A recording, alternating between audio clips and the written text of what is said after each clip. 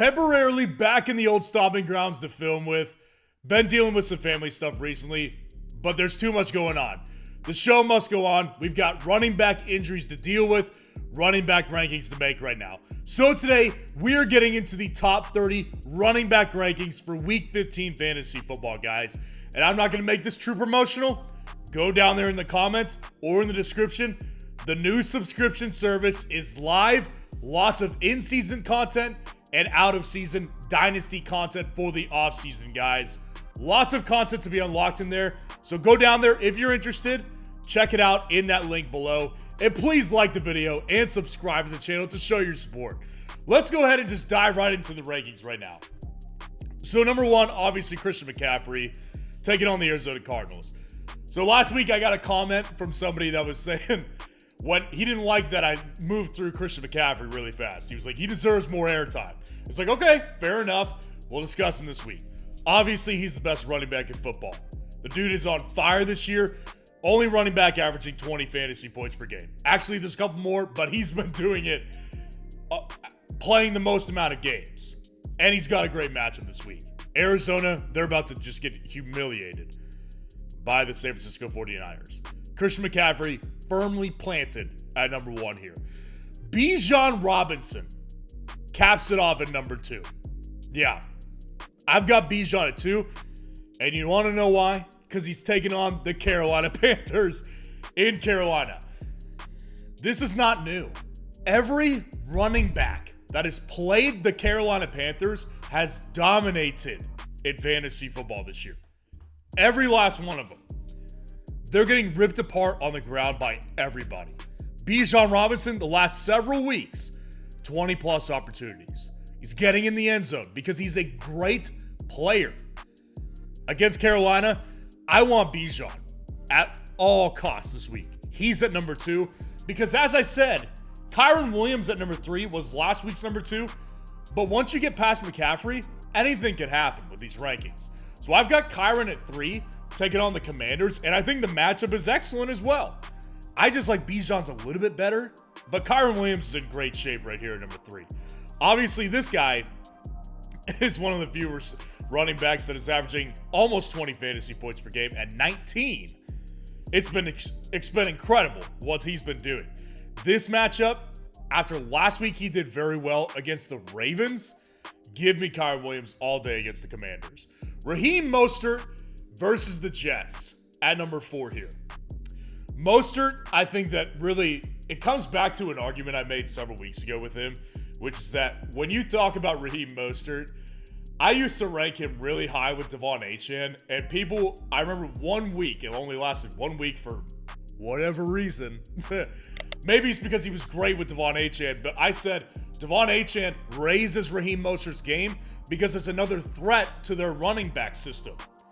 And a lot of people were like, this is weird. Why would you're dumb for having Raheem Mostert this high with Etienne. It's like, well, look at what he's done this year. You know, it's not a crazy thing to say. So Raheem Mostert against the Jets with Etienne there. Give me Raheem Mostert all day. I've got David Montgomery 1 spot above Etienne at 5 and 6. David Montgomery taking on the Denver Broncos at home, and Etienne this week taking on the Jets. So the only reason that I've got Etienne 1 spot lower, ordinarily him and Raheem Mostert are going to be paired together a lot of the times. The only reason I don't really have a lot of trust in Etienne this week is because look what he did last week. You know, last week was not exactly his best performance. So we finally saw a weakness in his game when he's played a full game. Like this season, it's been nothing but greatness when he plays a full game. We finally saw weakness from him. That's important to know. And it's actually good to know because now we know he's got a floor. Well, this week, additionally, he's got a toe injury he's dealing with. As of the time of this filming, he's missed some practice time. So Dave Montgomery against the Broncos, you know, the weak part of their defense is their running game. So David Montgomery didn't get in the end zone last week. That's outside the norm. This guy has had 10 rushing touchdowns this year. Dave Montgomery's going to be fine. And I'm playing him, and I advise you to play him in your fantasy football playoffs. Alvin Kamara and Travis Etienne at 7 and 8. Alvin Kamara this week playing the Giants, and Travis Etienne playing the Baltimore Ravens. So really what it comes down to here with Alvin Kamara is that I think the matchup is not only better, but I just think he's actually just playing better than Etienne right now. Kamara is handling basically the same amount of volume as Etienne. He's actually been better recently. And Etienne is someone that it sucks to say because, like, I was big on Etienne from the get-go. From the get-go, early all the way back in, like, May. I was big on Etienne this year. And for the most part of the season, I was right. I'm actually worried about Etienne right now because of the fact that the offense is faltering right now. Trevor Lawrence is not fully healthy. That puts Etienne at a weakness. And the majority of the reason why is because he's actually injured right now. Like, he's been playing through it, but he's been dealing with an injury for the past month. And that's coincided with worse play. So, against the Ravens, I don't love the matchup, and I don't love the trajectory that he's on right now. So I got to go with Etienne behind Kamara at number 8. Saquon and Derrick Henry at 9 and 10. Saquon Barkley taking on the Saints, and Derrick Henry taking on Houston. Saquon Barkley is just like, the same thing applies to him every week. It's similar to Breece Hall, who we'll get to here in a little bit. It's like, this guy plays for bad offense, they're a bad team, and he's an excellent player. But when he goes, the offense goes. So they win the game last week because Saquon is outstanding and it gets everybody going and it takes pressure off the pass game. So Saquon Barkley is just in a situation where it's like, the matchup is not great. I don't love it, but the upside of this guy is ridiculously high. I can't imagine sitting him in the fantasy playoffs. Whereas Derrick Henry, rising up the rankings, and I think that Derrick Henry really last week was great because he got in the end zone against the Dolphins. And I think that Derrick Henry against the Houston Texans, there's a lot there. So if you look back to history throughout the years, Derrick Henry has absolutely planted the Texans. Like, he's just been extremely hard to stop. Now you look at this year, and it's like the Texans are in the worst possible spot right now. Likely no CJ Stroud. Their run game doesn't work. So how are they going to move the ball? What does that have to do with their defense? Well, their defense has a good chance of being on the field all freaking game. So if Derrick Henry gets those opportunities, look out. Derrick Henry might have a monster game. I've got him at 10.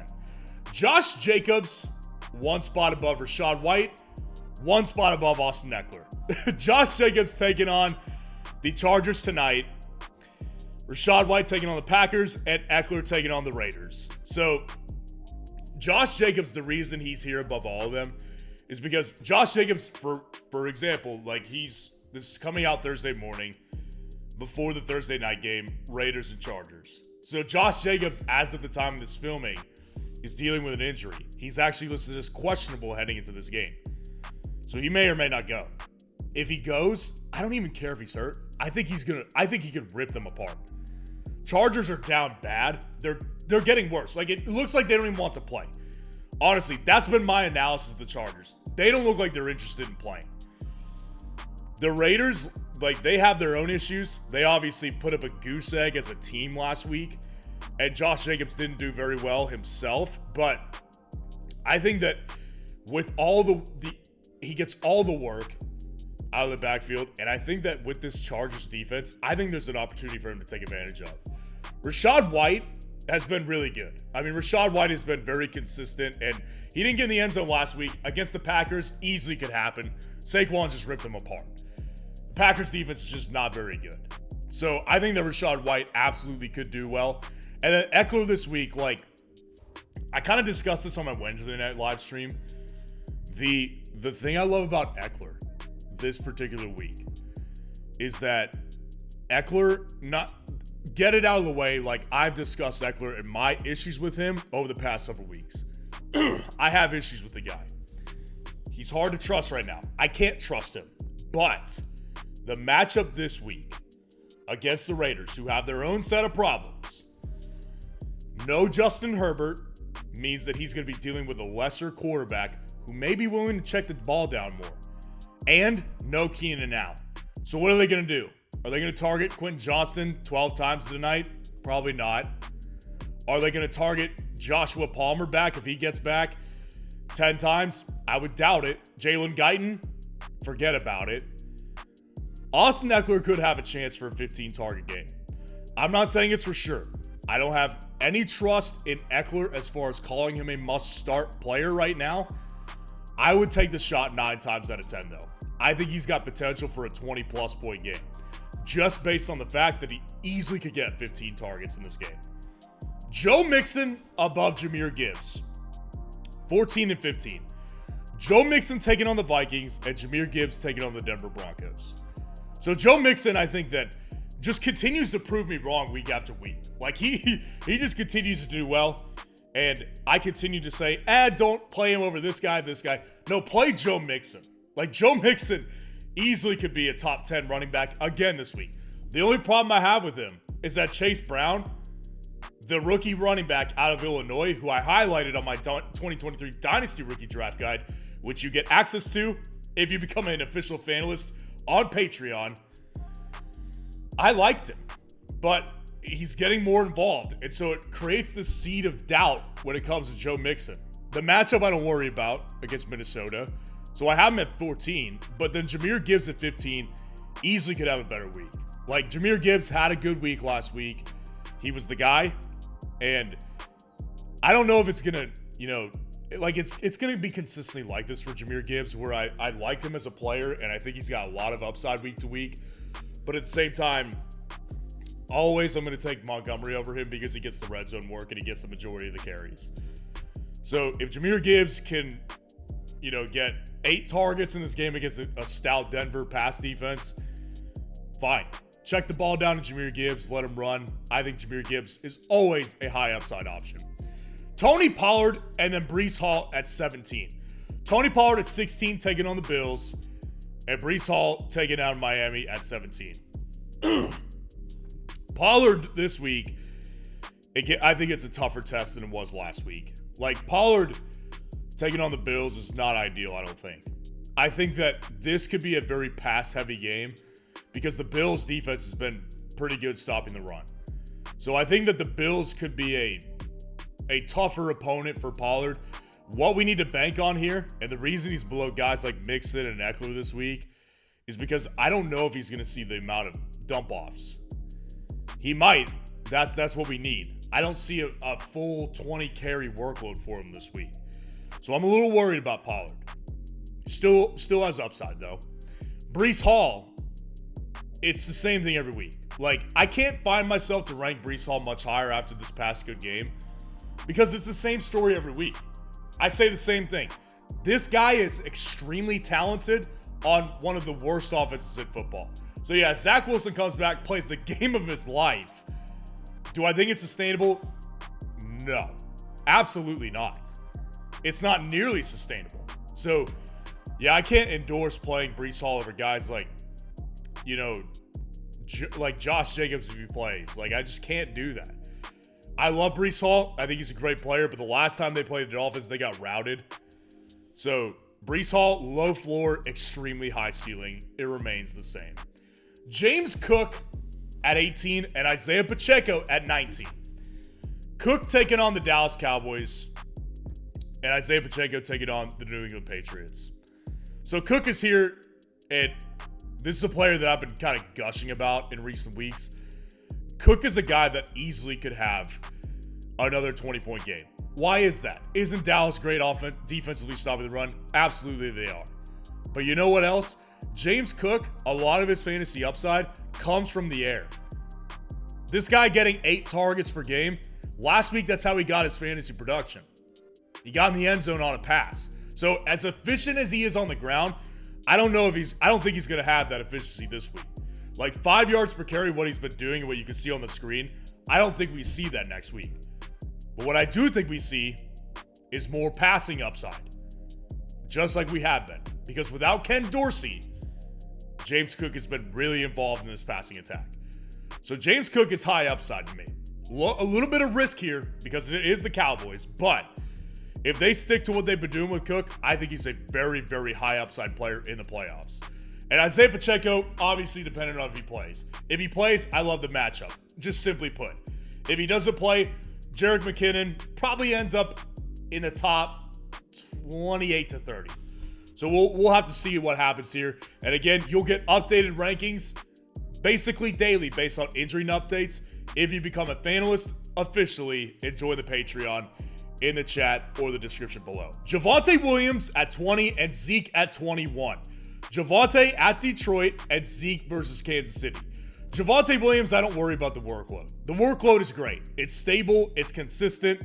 It's not the problem. The problem I have is with the efficiency, and it's also a touchdown deficiency error, right? Like, Javonte Williams got in the end zone last week, and that was great. Like, Javonte Williams is always a playable guy. This week, I actually like the matchup against Detroit. So I like Javonte over Zeke, who is on a much worse team and is not even as efficient. Like, Zeke, I was obviously wrong last week. And I admitted that on what I got right and what I got wrong live stream on Monday night. I obviously was really wrong about Zeke. I have no problem admitting that. But if you look at his metrics and you watch the guy play, he's still not very efficient. We can argue whether he's explosive or not. That is up for debate because that is an eye test thing. You cannot argue that he's not been efficient. Even last week against the Steelers, averaged less than 4 yards per carry. So Zeke is just, he's in a tougher situation this week, I think, versus the Chiefs. Although I do think very, very playable because he's got the volume. That's why Zeke is at 21. DeAndre Swift finds himself at 22. One spot over Zach Moss at 23. Swift at Seattle and Zach Moss versus Pittsburgh. Swift just had to drop. I mean, I do prefer Zeke over Swift. Zeke, the problem I have with Swift is that I think he's a very great player. I think he's very talented, and we've always known this about Swift. The problem that I'm having with him this year with Philadelphia is the past several games, they've abandoned the run. And obviously they got crushed in their last 2 games, but is that what they are? Like, do they just abandon the run like the Bills do? Right? Like, when they had Ken Dorsey, they were doing that all the time. That's what I'm worried about here with DeAndre Swift. So in a matchup that is more favorable for sure against Seattle, they're reeling too as a team. I do worry about Swift's upside. That's why I like Zeke over him. But I like him more than Moss because Moss has just not shown the upside since he's been the starter again. Like, he's got the matchup on his side against Pittsburgh, but you look at Zach Moss before he came to Indianapolis. When he was with Buffalo, there was nothing there. He was never a good player. Was he just a one-hit wonder flash in the pan while Jonathan Taylor needed to get back? It's very possible because we haven't seen it, and that's, by the way, in 2 good matchups. And he got worse last week. So yeah, I'm lower on Zach Moss. Kenneth Walker over Keaton Mitchell at 24 and 25. Kenneth Walker versus Philly and Keaton Mitchell at Jacksonville. I think it comes down to the fact that Kenneth Walker just is in a situation where I can't trust his volume. Against Philadelphia, the matchup is not as bad as it looks on paper, but it's still not a great matchup. But the ultimate problem I have with Kenneth Walker is I can't trust his workload because I can't trust his health. I don't think he's fully healthy. He didn't even get double-digit touches last week. So yeah, I've got issues with Kenneth Walker. And then Keaton Mitchell, you could convince me that he should be over Kenneth Walker. Keaton Mitchell, at least he gets the past 3 weeks. 9 carries, 8 carries. And he's way more efficient. He's a big play threat on a very efficient run offense, taking on a much better matchup. So you could argue with me that he belongs over Kenneth Walker. The only problem that I have with him is he doesn't get the red zone work because of Gus. And there always is the chance that Gus gets more volume. But last week, Gus, while Keaton Mitchell got 9 carries, he had 6. So Keaton Mitchell's the guy in Baltimore that you want. James Conner over Kareem Hunt at 26 and 27. Conner taking on the 49ers and Kareem Hunt versus Chicago. So honestly, I wanted to rank James Conner just a lot higher this week, just based on when I last saw him versus the Steelers. I wanted to do it. But you can't ignore the 49ers. They are not just another team. If he was playing Tampa Bay or Chicago, or Miami even, like, I would say, James Conner, let's do it. But James Conner's taking on the hottest team in football right now, the most dominant team in football right now. They bully you. They beat you down. They take away your life. Like, that's what the 49ers do. So I don't see upside with any running back who plays the 49ers. James Conner just so happens to find himself in that type of situation. I think he'll get work for sure. I don't have a problem with his workload. I've got a major problem with the matchup. And then Kareem Hunt, I've got him over Jerome Ford. I think he's a better play. They're getting around the same volume, and Kareem Hunt is getting the goal line work, and he's getting in the end zone more. So yeah, it's kind of a Gus Edwards and Keaton Mitchell situation where it's like Gus Edwards gets the goal line work. That's what you want with Kareem Hunt, but the guy who's handling the carries between the 20s, Keaton Mitchell is way better than Jerome Ford. Way more explosive, way more capable of breaking big plays. So I've got Kareem Hunt at 27 here versus Chicago. Ty Chandler, Chuba Hubbard, Deonta Foreman rounding it out. Ty Chandler taking on the Bengals, Chuba Hubbard taking on Atlanta, and Deonta Foreman taking on the Browns. Ty Chandler, I think, just is in a situation where if he was on a different team that wanted to run the ball more, he would be higher. Like, I don't have a problem with Ty Chandler, the player. It looks like he's going to get the start this week over Alexander Madison. So I like that. But the problem's not even the matchup. The problem is the Vikings don't run the ball. They don't run it consistently. They don't want to. So maybe it changes with the new quarterback this week. I can't trust it. Chuba Hubbard getting the workload and honestly has a chance to be a top 15 back this week based on Atlanta. But I can't trust him because this team is just so horrific. But he's getting the workload. By the way, 2 straight weeks, 25-plus touches. This guy's getting the workload. And Deonta Foreman against Cleveland to round it out. He's the guy I like the most, but honestly, like, it's so unpredictable. I'd rather have Deonta Foreman over Jerome Ford because I know he could get in the end zone. I'd rather have him over Najee Harris and Jaylen Warren this week because I think that the Bears' offense is tougher to stop than the Steelers. So yeah, I'll go with Deonta Foreman at 30 here because I think that he's the best running back of the bunch, but this running back room scares me, and the matchup is not exactly ideal. And as I do at the end of every single rankings video, I give you my favorite underdog running back to flex for the particular week outside the top 30. This one feels really weird. It feels a little bit off-brand, to be honest with you. I've been telling you all season long to drop Antonio Gibson. Antonio Gibson finds himself in a very startable position this week. Now, this is all dependent on Brian Robinson's health. Brian Robinson, the last time they played, did not play. They had a bye week last week. Well, he comes out of the bye week and he misses practice again. Signs are not pointing up for Brian Robinson. We could very well see Antonio Gibson go. So, if Antonio Gibson goes, the Rams are a good matchup here. The Rams can be beat on the ground. I don't love Antonio Gibson. I think that his player profile was way more exciting than his production on the field. But Antonio Gibson definitely has a shot to get you a relatively stable, possibly high upside game because he may see 7 to 8 targets in this game. So Antonio Gibson is my running back underdog flex option of the week. So let me know what you think of the rankings in the comments below and what questions you need answered for week 15 fantasy football. And if you want to see the top 30 wide receiver rankings for week 15 fantasy football, click on this video right here.